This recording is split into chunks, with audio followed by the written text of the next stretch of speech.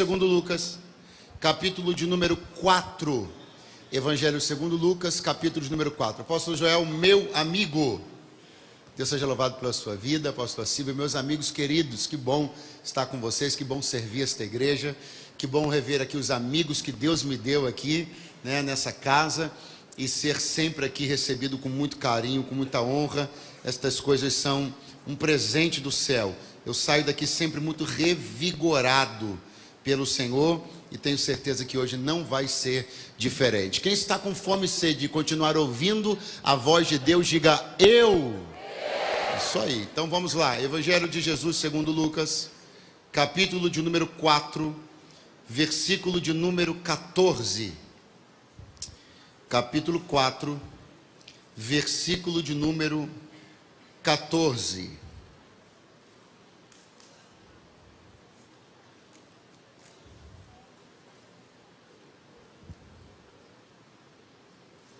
Diz assim a Bíblia Sagrada: então, pela virtude do Espírito, voltou Jesus para a Galiléia, e a sua fama correu por todas as terras em redor.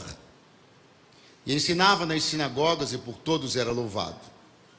E chegando a Nazaré, onde fora criado, entrou num dia de sábado, segundo o seu costume, na sinagoga, e levantou-se para ler. E foi-lhe dado o livro do profeta Isaías, e quando abriu o livro, achou o lugar em que estava escrito: o Espírito do Senhor é sobre mim, pois que me ungiu para evangelizar os pobres, enviou-me a curar os quebrantados do coração, e a pregoar liberdade aos cativos, e dar vista aos cegos, e pôr liberdade aos oprimidos, a anunciar o ano aceitável do Senhor. E fechando o livro, e tornando a dá-lo ao ministro, assentou-se. E os olhos de todos na sinagoga estavam fitos nele. Então começou a dizer-lhes: hoje se cumpriu esta escritura em vossos ouvidos. Verso 29. E levantando-se, o expulsaram da cidade, e o levaram até ao cume do monte, em que a cidade deles estava edificada, para dali o precipitarem. Ele, porém, passando pelo meio deles, retirou-se. E você diz amém. Horrível esse amém, hein? Você diz amém. Eu conto de 1 até 3 e você pergunta para alguém do seu lado desse jeito: como você está tratando a presença de Jesus? Eu não contei ainda. Meu Deus. 1, 2 e 3, vai.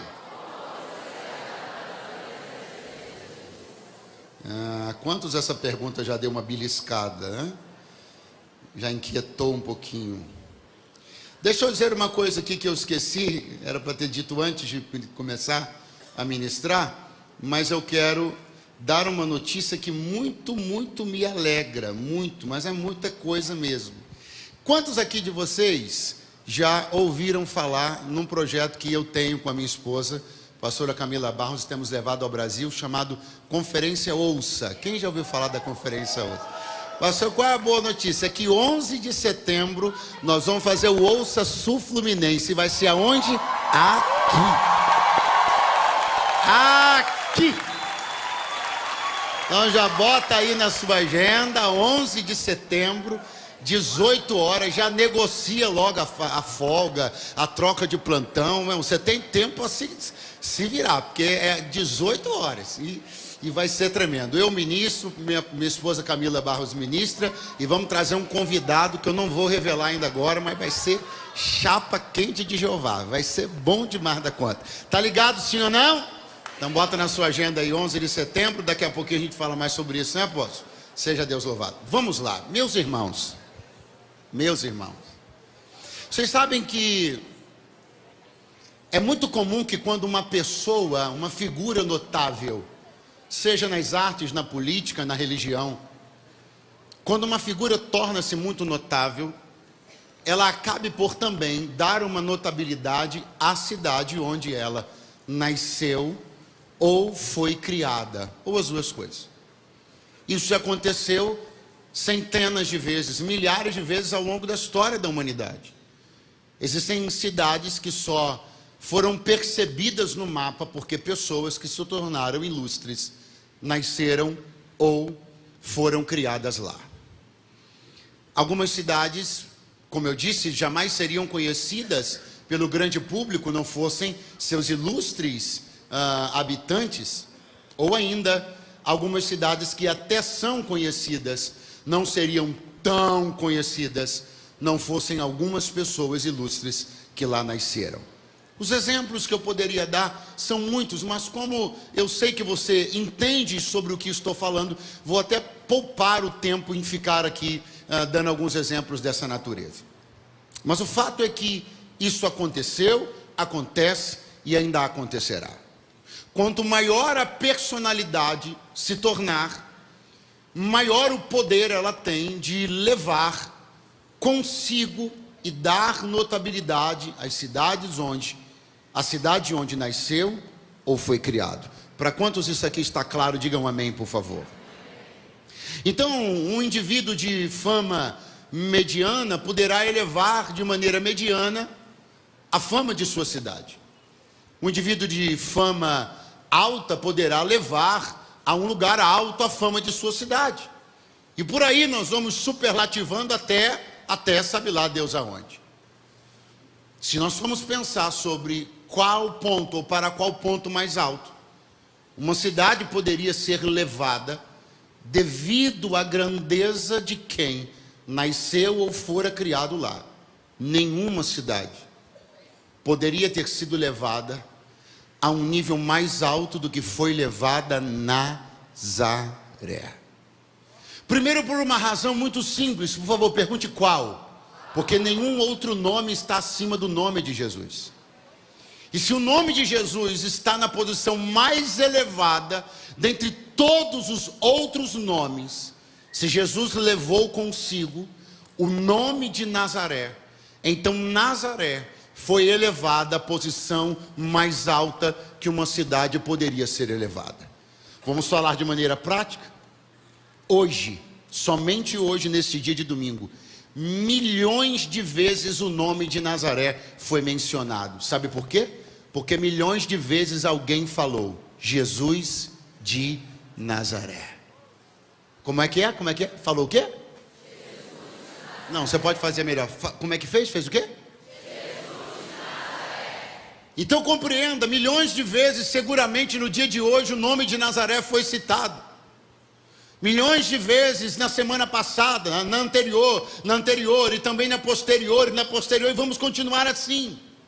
Porque a coisa tornou-se tão tremenda que o nome de Jesus tornou-se quase que composto. Jesus de Nazaré. Isso é tão forte, isso é tão tremendo, isso é tão maravilhoso. Ninguém poderia ter feito por sua cidade o que Jesus fez por Nazaré, repito, porque nenhum nome chegou tão alto quanto o nome de Jesus. Você já foi honrado por alguém? Sim ou não? Você sente-se honrado por Deus? Sim ou não? O Senhor Jesus honrou Nazaré, na sua opinião? Sim ou não? Muito bom. Agora a pergunta é: qual foi a contrapartida que Nazaré deu a Jesus, por tudo que Jesus deu a ela? Qual foi a contrapartida que Nazaré ofereceu a Jesus, por tudo que Jesus ofereceu e ainda ofereceria a ela? Está escrito aqui no texto que lemos. No dia em que Jesus foi até uma sinagoga em Nazaré, no dia em que ele decidiu revisitar seus amigos de infância, os vizinhos da sua mãe, no dia que ele reveu tantas pessoas queridas, amadas e amigas de sua infância, adolescência e juventude, no dia que ele foi até uma sinagoga para fazer um culto, prestar culto a Deus junto com os seus irmãos e vizinhos, no dia em que foi dada a ele a oportunidade de ler o livro, neste dia ele se autoproclamou. Neste dia ele disse: hoje a profecia do Messias está se cumprindo diante dos ouvidos de cada um de vocês.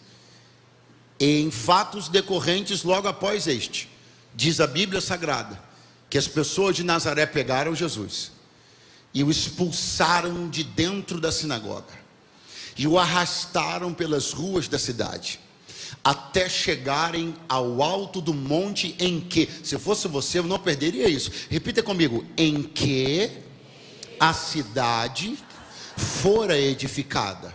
Então a Bíblia está dizendo para nós que Nazaré era uma cidade edificada num monte. Vamos de novo: Nazaré era uma cidade edificada num monte. Esta é uma característica que não é verificada a respeito de outras cidades. Preste muita atenção, nós estamos falando de algo que define algo específico sobre ela, algo sobre sua geografia, algo sobre seu perfil, algo que era facultado a Nazaré e não era facultado a outras tantas cidades em que Jesus passou. O ponto onde ela se localizava era esse: construída no alto de um monte. E agora estas pessoas vão pegar Jesus e vão levá-lo no ponto mais alto da cidade, para de lá tentarem jogá-lo de alto a baixo.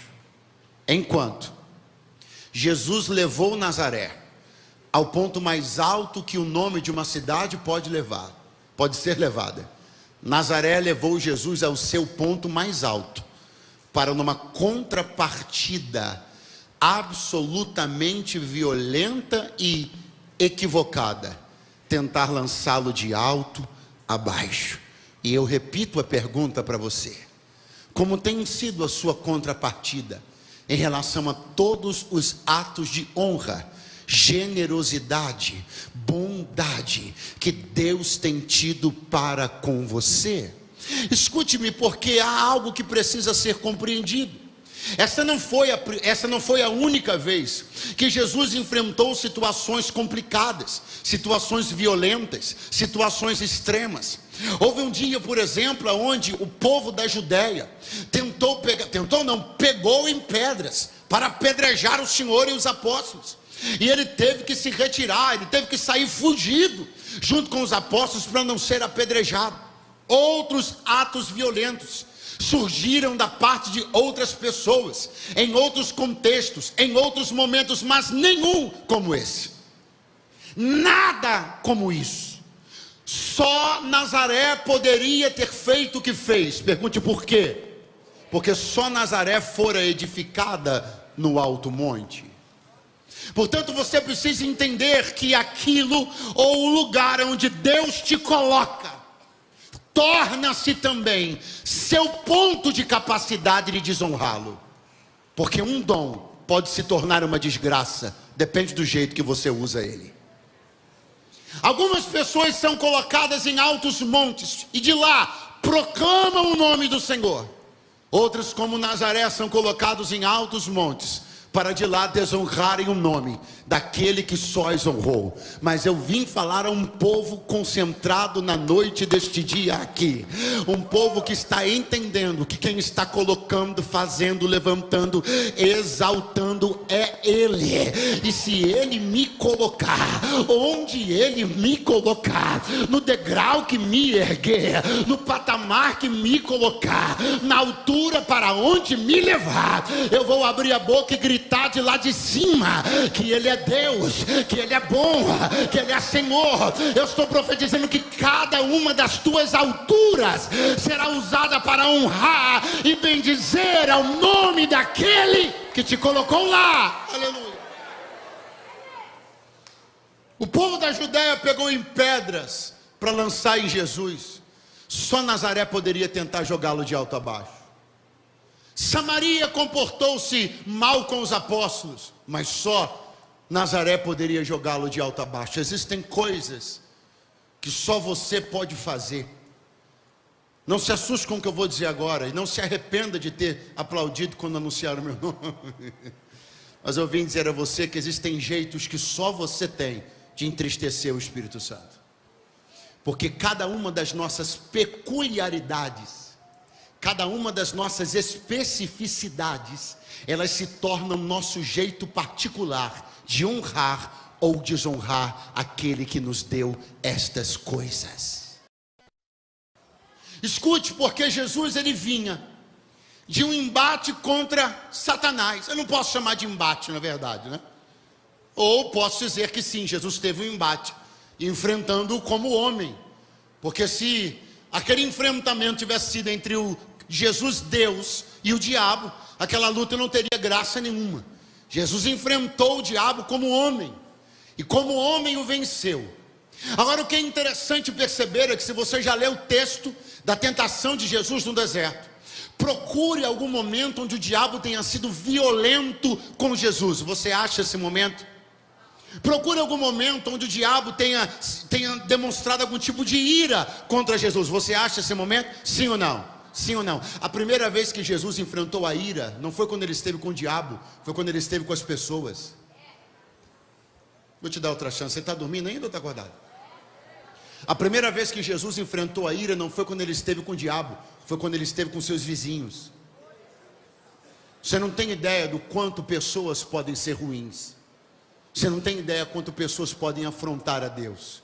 Mas Ele me trouxe hoje aqui debaixo do temor dEle e do sangue dEle para lhe dizer: eu quero resguardar o teu testemunho, eu quero guardar a tua vida, eu quero pôr um vigia na tua língua, para que você comece a entender que cada uma das coisas que acontecem no teu dia a dia podem estar potencialmente desagradando o meu espírito. Mas eu estou chamando a minha igreja que está em consagração, a minha igreja que está em jejum, a minha igreja que está em oração, a minha igreja que está em 12 horas de adoração. Eu estou chamando um povo que chama pelo meu nome, porque eu estou querendo fazer uma coisa grande, eu estou querendo fazer uma coisa nova. Mas se eu for desonrado, não poderei fazer. Mas se a minha presença for tida como comum, não poderei fazer. Mas se eu for tido como qualquer um, não poderei fazer. Mas se minha glória for distinguida, e se eu for honrado como mereço, então eu vou abrir os céus e vou começar a fazer uma coisa que deixará esta cidade de boca aberta. Alguém além de mim crê nesta palavra? A coisa é tão terrível que, quando o diabo levou Jesus ao pináculo do templo, um lugar alto, o diabo não tentou jogar ele lá de cima. O diabo disse: lança-te, porque está escrito que as suas mãos darão ao seu respeito. Mas quando os vizinhos levaram Jesus num lugar alto, eles não sugeriram que ele se jogasse, eles mesmos tentaram jogá-lo. Agora acompanhe a história, porque Jesus então vai entrar exatamente em Nazaré, cidade onde fora criado. Repita comigo: cidade. Muito fraco. Cidade onde fora criado. Talvez alguém que me ouve aqui já tenha tido a experiência de ter voltado após alguns anos fora, ou meses, a cidade onde fora criado. É uma maravilha, porque você começa a ver os vizinhos, e os vizinhos começam a se impressionar, né? Você saiu de lá criança, suponhamos, volta jovem ou já adulta, aí as vizinhas lá dos seus pais: oi, como está crescido. Aí quer pegar na sua bochecha, você com 30 anos de idade, eles querem pegar na sua bochecha como pegava quando você tinha 5, né? E aquela maravilha toda. E não pense que foi diferente com Jesus, porque Jesus está voltando à cidade onde fora criado. Ele está vendo rostos conhecidos, e rostos e olhos conhecidos estão vendo seu rosto. As pessoas estão lembrando de momentos que tiveram com ele, momentos de lazer, momentos de estudo, momentos de entretenimento, momentos de oração, momentos de jejum. As pessoas estão olhando para o vizinho Yeshua, filho da irmã Maria e do irmão José.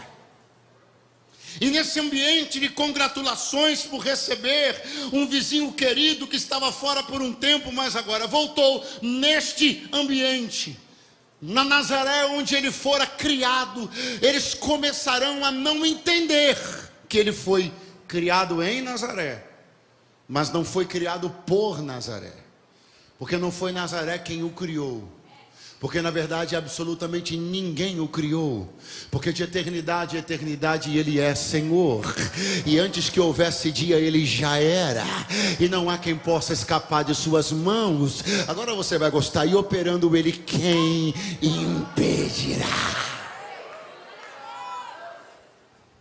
E agora Jesus tomará uma atitude que eu acho maravilhosa. Diz as Escrituras: segundo o seu costume. Jesus, segundo o seu costume, vai para uma reunião típica de um judeu bom e crente, sinagoga em dia de sábado, segundo o seu costume. O que é que vai acontecer lá dentro? Uma coisa maravilhosa, extraordinária, tremenda.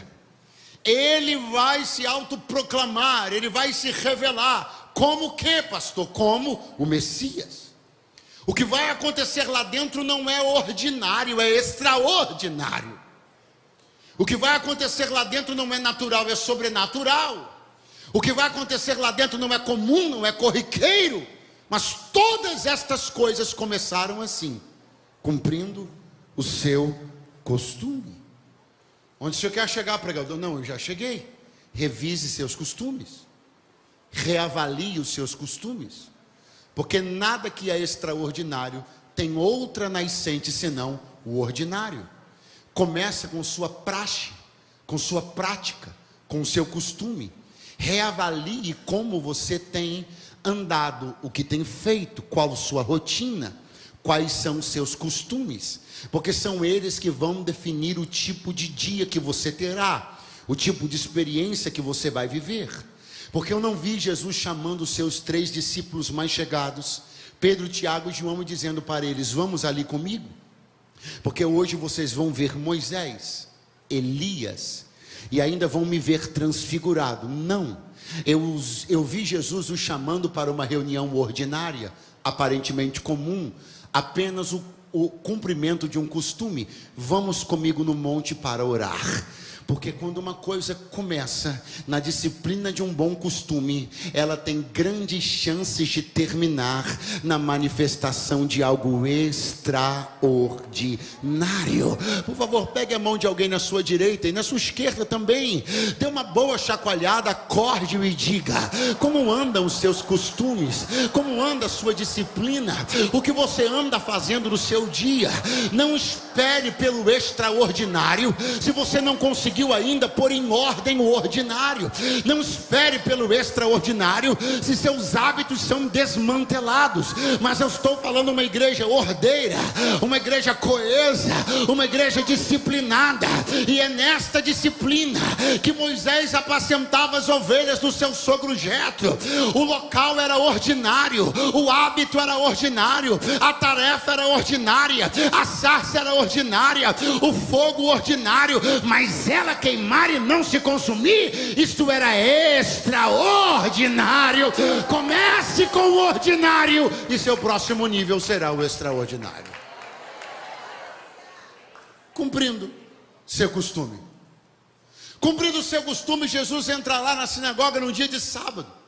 Lucas está sendo bastante prático, bastante resumido na sua narrativa, e ele vai apenas dizer para nós: e foi dado a ele o livro, para que ele fizesse a leitura. Ele levantou-se para ler. Mas aprofundando isso mais um pouco, e é importante que aprofundemos. Quem me ouve bem, diga amém. E é importante que aprofundemos, vamos entender que aquela leitura não era a única leitura da sessão. Num dia de sábado, numa sinagoga, 7 leituras são feitas. Quantas leituras? Quantas leituras? E a ordem das pessoas que fará a leitura também é importante de ser compreendida, porque ela obedece a uma hierarquia. O primeiro a ler é um sacerdote, o segundo a ler é um levita, o terceiro, quarto, quinto, sexto e sétimos a ler são membros comuns da comunidade. Agora eu pergunto e você responde: aquelas pessoas acreditavam por acaso que Jesus fosse um sacerdote? Sim ou não? Sim ou não? Sem medo, vamos lá. Aquelas pessoas acreditavam que Jesus fosse um sacerdote? Sim ou não? Se não, então significa que ele não foi o primeiro a ler. Você entende? Aquelas pessoas por acaso acreditavam, pensavam que Jesus era um levita? Sim ou não?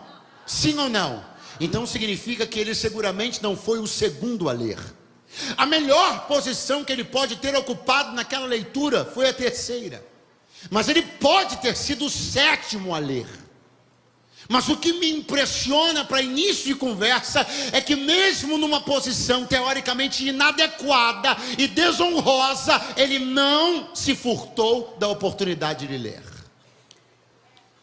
Num gesto de humildade, ele pega o livro na terceira, na quarta, quinta, sexta ou até na sétima posição e lerá com o mesmo ímpeto, com a mesma energia e com a mesma alegria.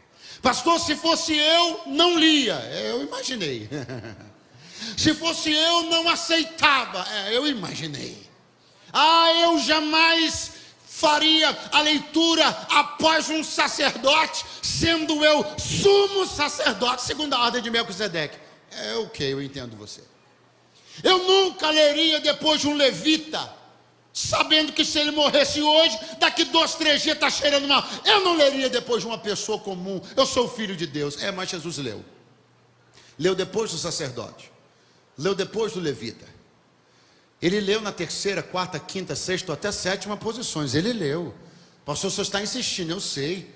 E vou continuar até você entender esse gesto de humildade. Mas mais do que isso, você entender que ele só fez isso. Primeiro por humildade, segundo por uma outra razão. Pergunte qual? Eles ainda não sabiam quem ele era. Então ele não exigirá ser colocado numa posição por pessoas que ele ainda não se revelou. Agora me pergunte, e quanto a mim? Não, você não perguntou. Pergunte, e quanto a mim?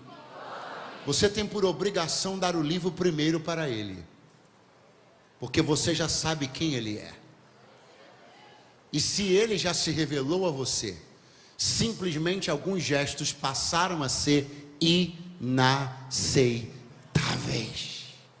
O tempo da ignorância já acabou, então ele me trouxe para dizer, alguns gestos seus passaram a ser inaceitáveis. Não me dê o livro em terceiro lugar, porque você já sabe quem eu sou. Não me consulte em terceiro lugar, porque você já sabe quem eu sou. Não bata em todas as portas para por fim bater na minha, porque você já sabe quem eu sou. Não me pergunte para mim depois de ter perguntado para cão, gato, cachorro e vizinho, porque você já sabe quem eu sou. Não pergunte para mim só por protocolo, já tendo decidido o que você vai fazer, porque você já sabe quem eu sou. Você tornou-se indesculpável a partir do momento que eu te disse quem eu era. Eu me revelei a você, e agora eu e você estamos ligados. Ou você me dá o lugar que eu quero, ou não me dê lugar nenhum. 2 glória a Deus e 1 aleluia lá atrás. Nós a quem o Senhor já se revelou, não temos mais desculpas. Eu vim aqui, Deus, lhe dizer, coloque-o no lugar que é dele. E o lugar que é dele não é depois de sacerdote, não é depois de levita, nem é depois de membro comum da comunidade. O lugar dele é na primazia de tudo. É impossível, é inadmissível, essa era a palavra que eu queria usar, que você honre mais um sacerdote do que a Jesus, depois de saber quem ele é. É inadmissível, não vai embora não, é inadmissível que você honre mais um levita do que a Jesus, depois de saber quem ele é. É inadmissível que você honre mais um membro da comunidade do que a Jesus, depois de saber quem ele é. Então está na hora de você inverter essa pirâmide, ou colocá-la do jeito certo, porque ele me trouxe para dizer, já passou da hora de você me dar a posição que é minha.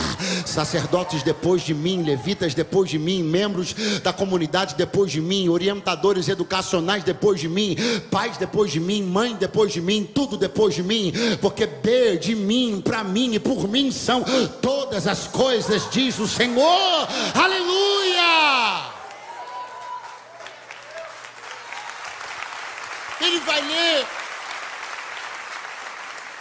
Ele vai ler porque ainda não se revelou aquelas pessoas. Então ele fará o rito da leitura na posição que lhe deram. E a Bíblia diz uma coisa que eu acho maravilhosa. A Bíblia diz assim: abriu o livro. Diga comigo, Jesus.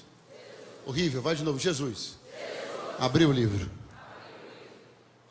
No mínimo 2 pessoas, mas até mesmo 6 pessoas podem ter feito antes dele a mesma coisa. O que, pregador? Abrir o livro.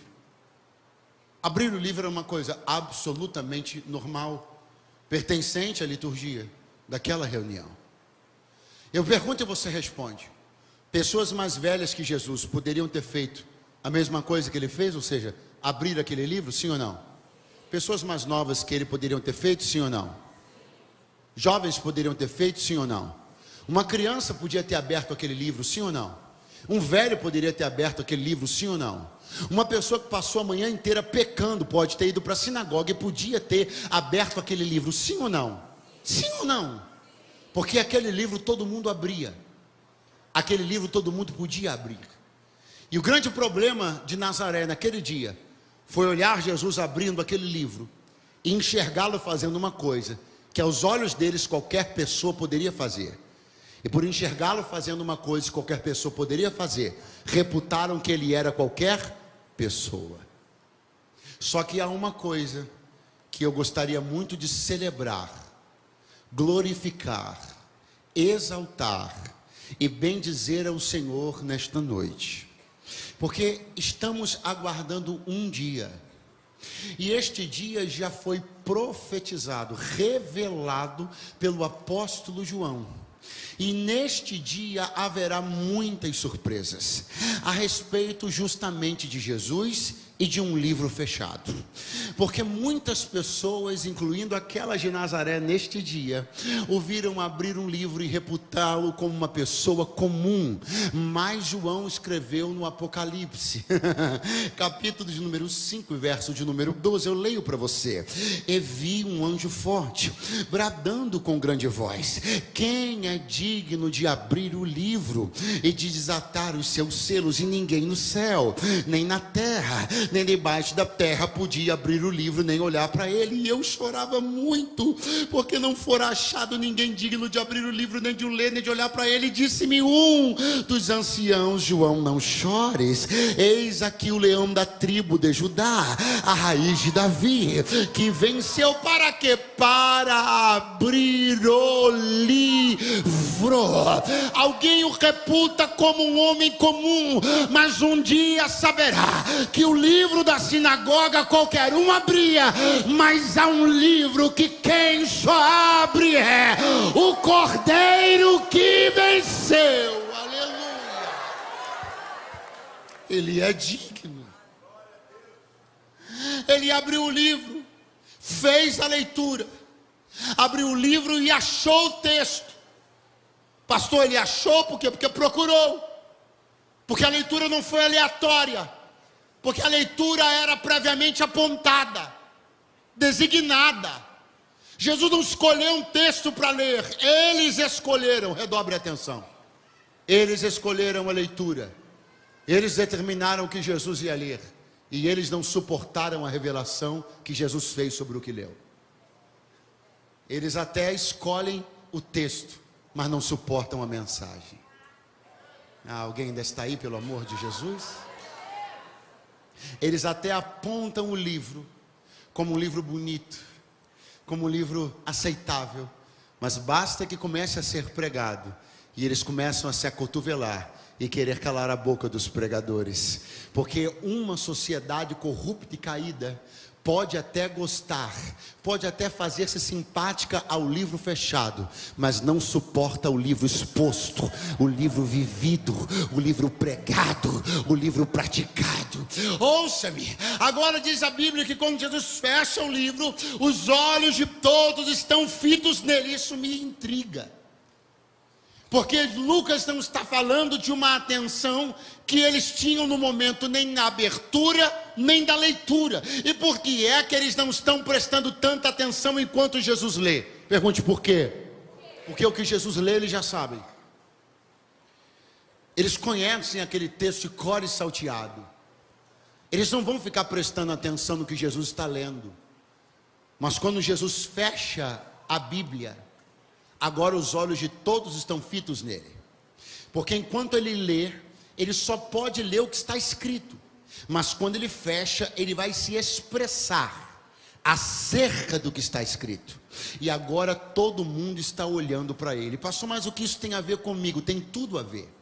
Porque as pessoas não vão colocar os olhos em você enquanto você está lendo o livro.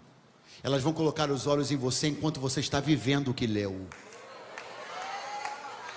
Poxa, se você ainda estivesse aqui, teria sido um momento muito importante da mensagem.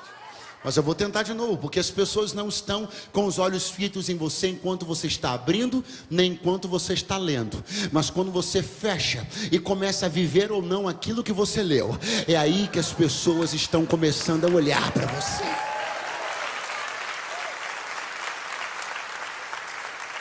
Segure bem a mão da pessoa que está do seu lado, diga para ele: não é muito fraco, não é sobre o livro que você compra, não é sobre o livro que você lê, não é sobre o livro que você guarda, é sobre o livro que você vive. É sobre viver o livro e não tratá-lo como amuleto no criado mudo. É sobre viver o livro e não sobre empoeirar o livro. É sobre viver o livro e não sobre colocá-lo na prateleira. Não é sobre comprar Bíblias, é sobre viver a Bíblia.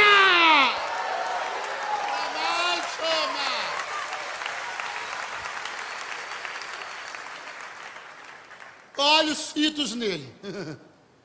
E Jesus vai dizer uma coisa maravilhosa. Ele vai dizer: hoje. Não é amanhã. Hoje. Não foi ontem. Hoje. Hoje se cumpre essa escritura diante dos ouvidos de todos vocês. O que eu acabei de ler está sendo cumprido hoje. O que Jesus tinha lido, um texto altamente, puramente messiânico. Então o que Jesus está dizendo e eles estão entendendo: eu sou o Messias. Eu acho que você ouviu dizer: eu sou o Batman, eu sou o Superman. Jesus disse: eu sou o Messias.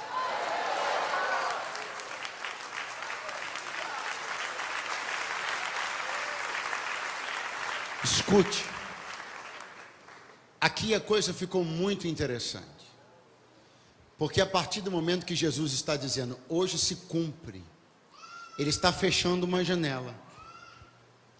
Qual o nome dessa janela? Imaginário. Qual é o nome da janela? Existe uma diferença entre aquilo que você imagina e aquilo que é. Aquelas pessoas que estavam ali tinham um poder que elas mesmas facultaram a si próprias. Qual? O do imaginário. Elas abriam a Torá em Isaías, liam sobre o Messias e imaginavam como ele era. Qual é a cor dos olhos? Como é o cabelo? Como é o gênio dele? Como é que ele vai chegar? Como é que vai ser? Só que há um dia em que o imaginário termina e a realidade se manifesta. E algumas pessoas só conseguirão se manterem, aspas, crentes, enquanto elas estiverem a capacidade de criar seus deuses imaginários. Mas quando a escritura se cumpre e não há mais espaço para o imaginário, fica quem aguenta. Porque enquanto as pessoas acham que têm a capacidade de montarem seus deuses customizados, seus cristos adaptados, seus evangelhos customizados, elas vão ficando. Mas quando elas percebem que a escritura é o que é, o evangelho é o que é, e a palavra é o que é, fica quem aguenta. Sabe por que eles ficaram revoltados?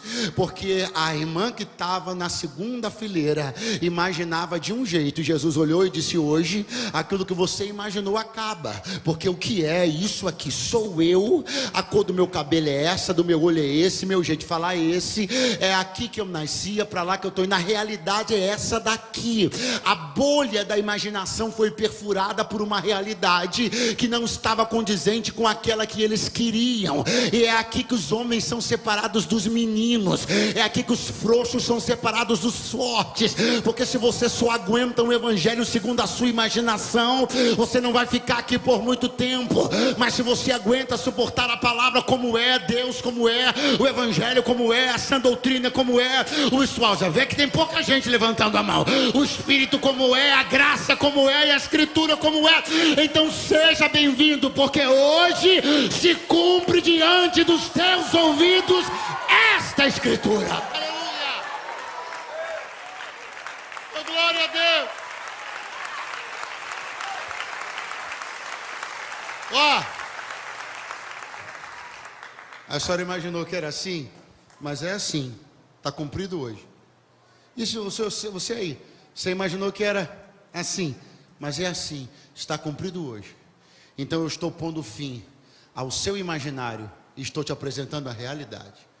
E agora você aceita o Messias se quiser, porque esse seu imaginário não existe, só existe esse aqui. E se você quiser esse aqui, ele te salva, ele te cura, ele te lava, ele perdoa os teus pecados. Mas se você preferir ficar com o seu Messias imaginário, ele não faz o que você precisa. Se você continuar querendo criar seus deuses de amuleto, eles não vão fazer o que você precisa.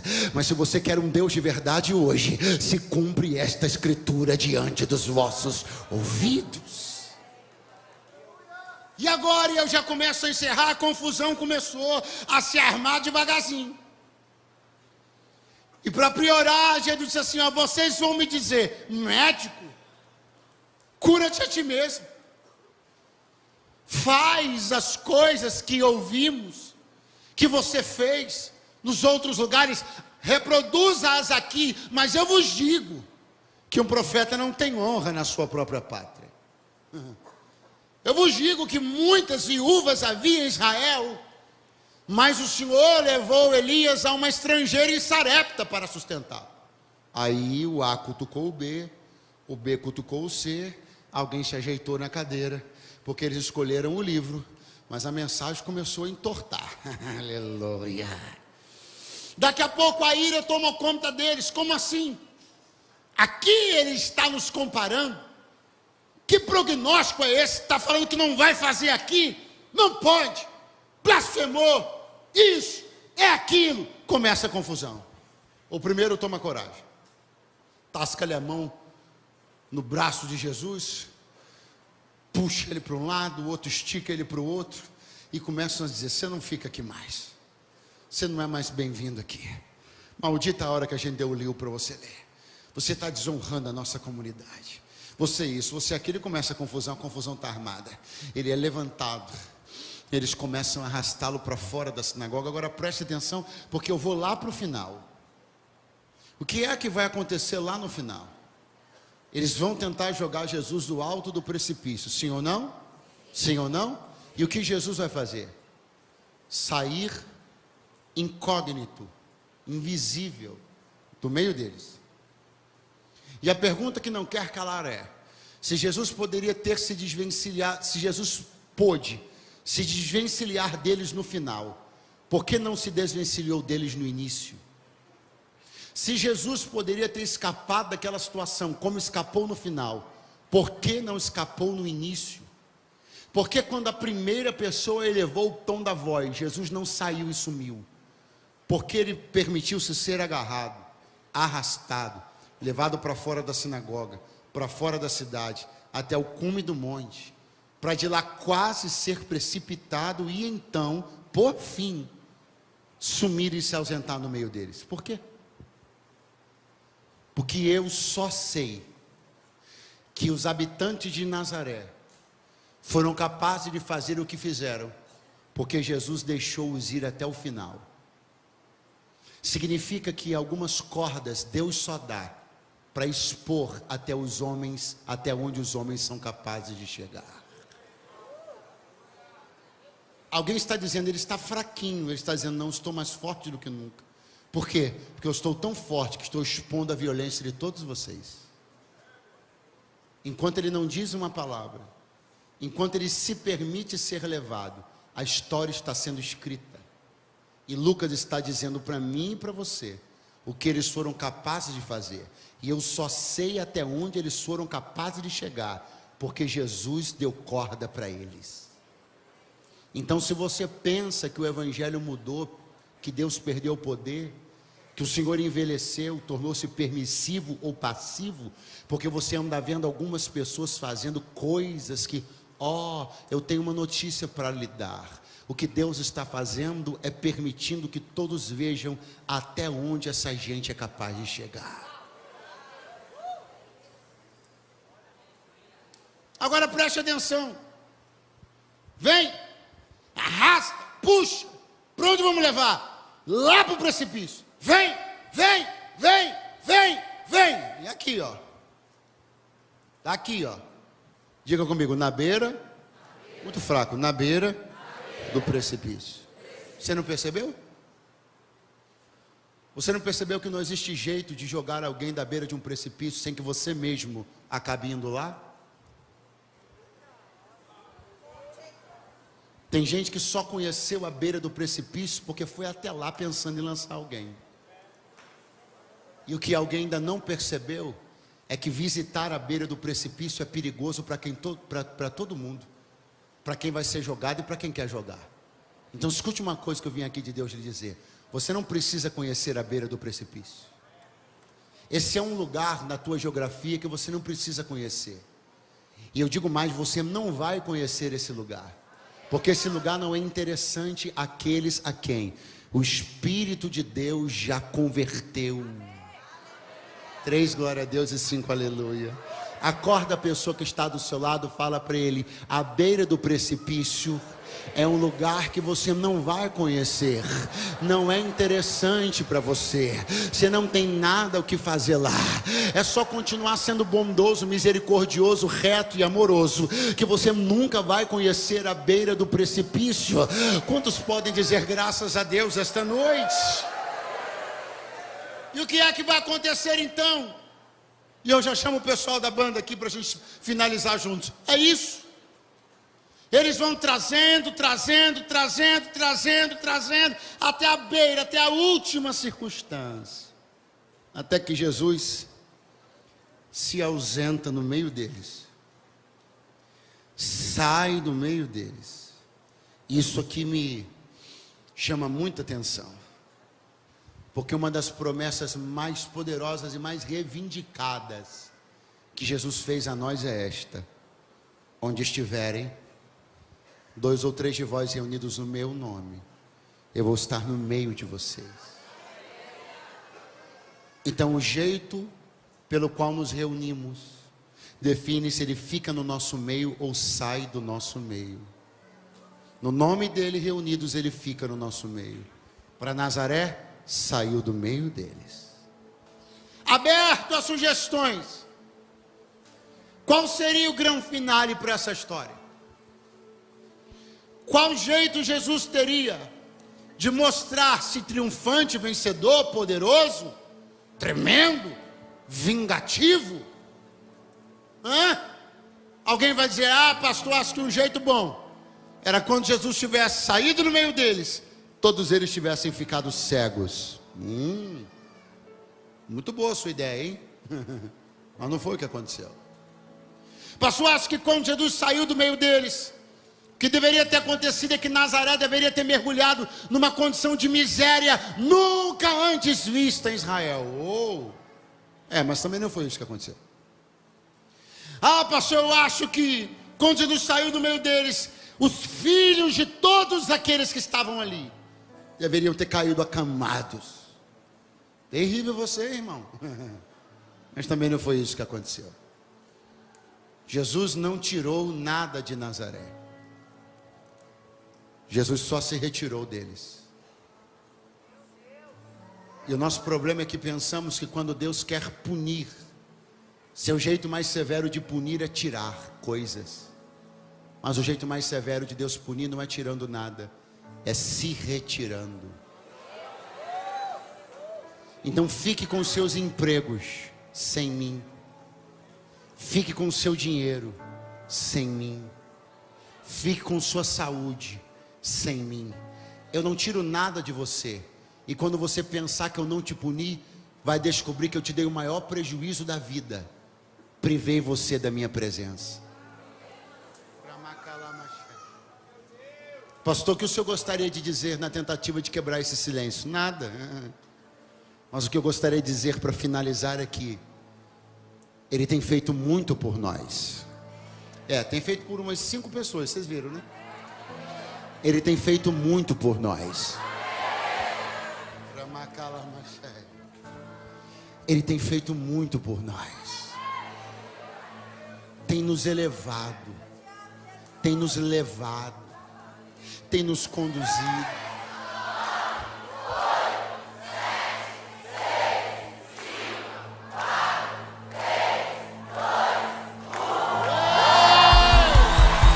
Seja bem-vindo, mês de julho!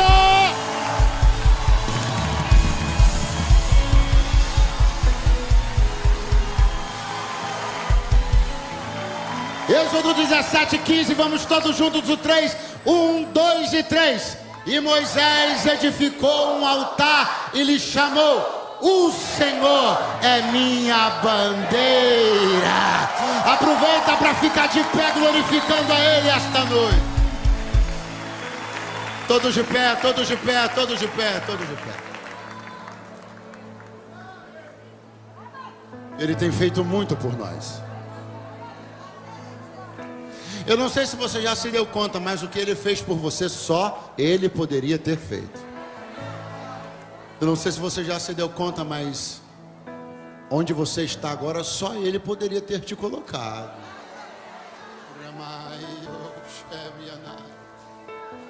E a pergunta é: qual tem sido a sua contrapartida?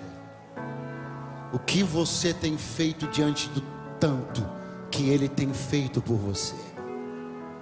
Por Nazaré, levou o seu nome para as alturas, e Nazaré levou para as alturas para de lá o precipitar. Quando Ele te levar, percebeu que eu não disse se, eu disse quando.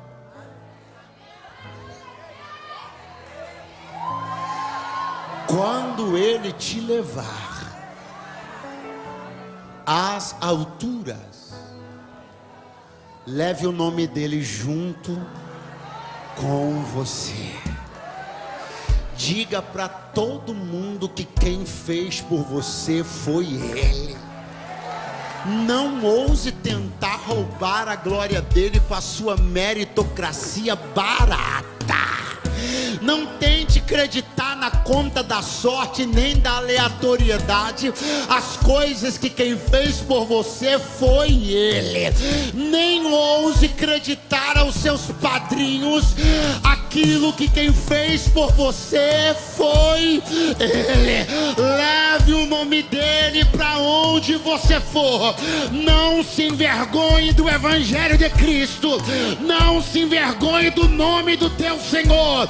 Diga para quem quiser ouvir e até para quem não quiser, que a tua vida toda é uma obra esculpida pela mão dele.